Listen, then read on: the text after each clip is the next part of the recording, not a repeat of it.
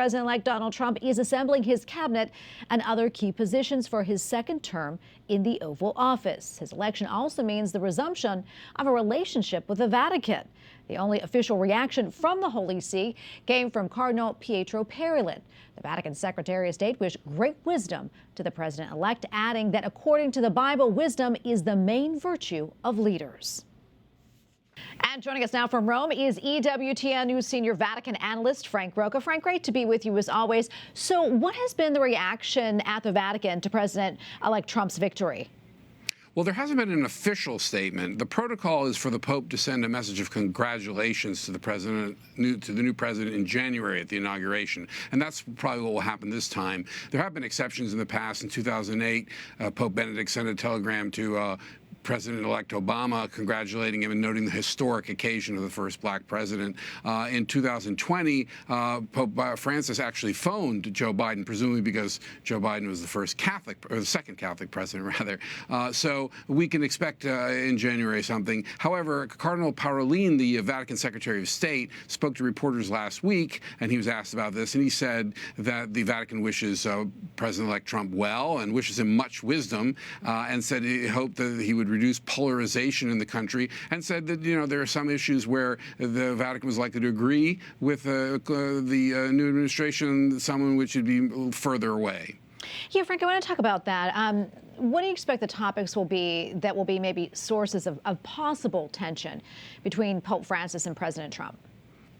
Well, obviously, on migration, the two leaders are not are far apart. I mean, the President-elect Trump has said that he's going to deport millions of undocumented immigrants from the United States. Pope Francis has said that would be a grave sin and that it would be against life. And Cardinal Parolin said, no, that we want a wiser policy than that, one that doesn't go to such extremes. So that's definitely a big area of difference. Another would be environmental policy. President Trump wants to increase the use of fossil fuels. Pope Francis says no. He wrote that in Laudato Si in 2015. He said reduce the use of fossil fuels, reduce carbon emissions to reduce global warming. So that's another big difference.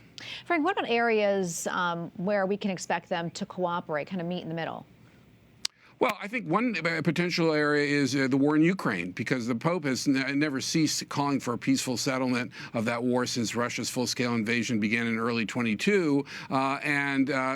President Trump says he expects to resolve it in one day. So they could definitely see eye to eye on that. Cardinal Parolin noted that the President Trump hasn't explained how he would do that, resolve that war, the war in Gaza, but that certainly the Vatican is all for peace. So that's one area. Another area that the Cardinal noted is the defense of life. So that would refer broadly to bioethical issues. Of course, we know President Trump has taken a more liberal line on abortion than he did in his first term, but he has emphasized on a related issue, a kind of a bioethical or moral issue on transgender issues.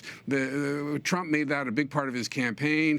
Especially the transgender interventions for minors were mentioned as a promise that he's going to roll that back and combat that. Pope Francis has talked about what he calls gender ideology, and he says he regrets that gender ideology is erasing the difference between men and women. But it's important to note that Pope Francis doesn't like to take a combative or kind of culture warrior approach to these issues. So it's a delicate question as to whether he'll applaud or openly endorse the Trump administration policies on that issue.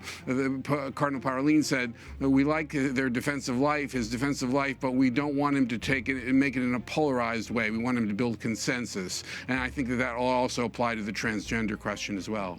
Well, Frank, thank you so much for your insights. Always appreciate it.